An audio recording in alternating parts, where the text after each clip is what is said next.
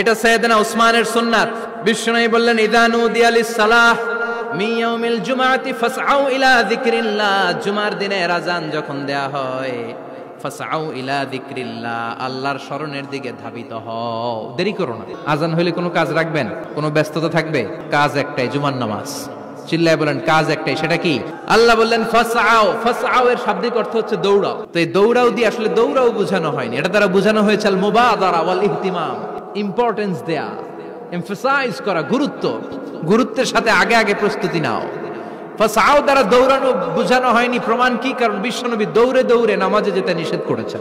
বিশ্বনবী বলেছেন, ইযা উকিমাতিস সালাহ, মনোযোগ দিয়ে শুনুন, ইযা উকিমাতিস সালাতু ফালা তাতুহা তাসআউন ওয়া আতুহা তামশুন আলাইকুম বিসাকিনা ফামা আদরাকতুম ফাসাল্লু ওয়া মা ফাতাকুম ফাতিম্মু। যখন নামাজ শুরু হয়ে যায় দৌড়ে দৌড়ে যাবে না, তামশুন, হেঁটে হেঁটে যাও, আলাইকুম বিসাকিনা, ধীরে ধীরে যাও, ফামা আদরাকতুম ফাসাল্লু, ইমাম সাহেবের সাথে যে যত রাকাত পাবা পড়বা, ওয়া মা ফাতাকুম ফাতিম্মু, যেটা ছুটে যায় নিজে নিজে পড়ো, কবুল করে নেবে কে?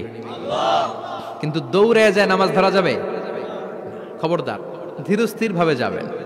হাঁটার মধ্যে একটা গুরুত্ব দিয়ে তাড়াতাড়ি ধরতে চাবেন, কিন্তু দৌড়ে যাওয়া যাবে, নিষেধ করেছেন। অনেক মুসল্লিরা এটা করে।